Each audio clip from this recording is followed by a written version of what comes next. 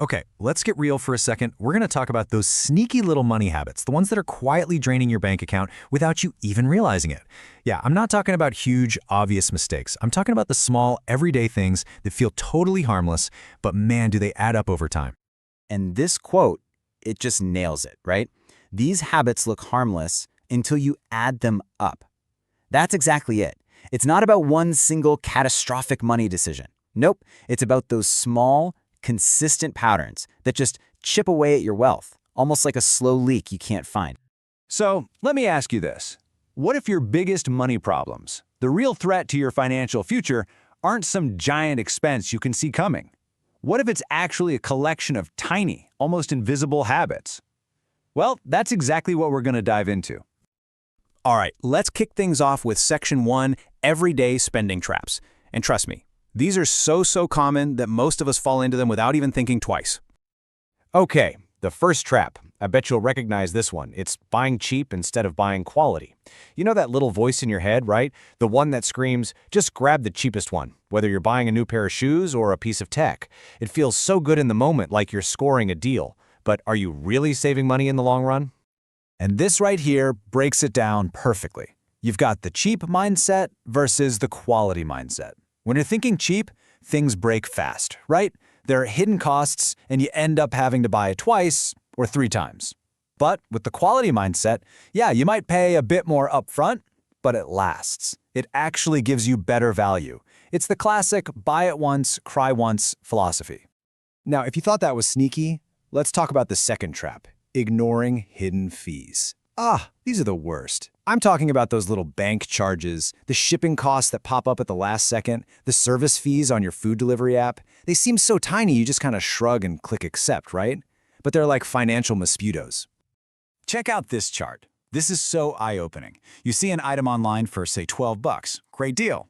But look what happens. Suddenly, there's $5 for shipping, $2 for a service fee, $1 for taxes. All of a sudden, that $12 thing is actually a $20 thing.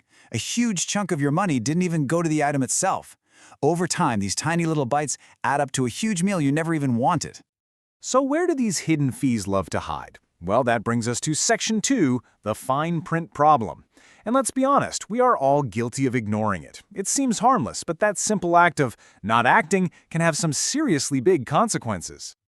I mean, you know the drill. You sign up for something new, and bam, you're hit with a giant wall of text. It's overwhelming, it's boring, and who has time for that? So what do? We scroll, find the little checkbox, and click I agree. But that convenience, man, it can come back to bite you. But here's the good news. You don't have to read every single line of legal jargon. You just need to be a smart detective. And here's your cheat sheet. You're hunting for 4 key things. Fees, are there any hidden ones? The cancellation policy, how hard is it to get out? Interest rates, what's the real cost? And this is a big one, automatic renewals. They love to lock you in without you realizing it. Okay, so we've covered the traps and how we spend money. But what about the money we're not spending, the money we think is safe? This leads us to Section 3, where we're going to put our money to work. Because there's a real danger in what I like to call sleeping money. Look, we're all taught that saving money in a basic checking or savings account is the responsible, safe thing to do. And it feels safe, right? It's just sitting there. But here's the thing, it's a trap. Money that's just sitting there isn't actually safe. It's losing. Every single day, that little monster called inflation is eating away at its value, its actual purchasing power. And if you need to see it to believe it, look at this chart. This is wild. That first bar, that's your money in a checking account over 10 years. Basically flat. The second bar shows what inflation does to it. It actually shrinks your money's power. But then, look at that third bar. That's your money invested and growing. The difference is absolutely staggering. It's not even a close race. So what do you do instead? How do you get that third bar? Well, the steps are actually pretty straightforward. You can look into things like interest-bearing accounts or investments. Think about low-cost index funds or retirement accounts. The whole idea is to stop letting your money be a lazy roommate on your couch and instead make it an employee that works for you 24/7. Okay, so let's tie this all together. Buying cheap, ignoring fees, letting your money just sit there, all of these habits really stem from one bigger underlying issue.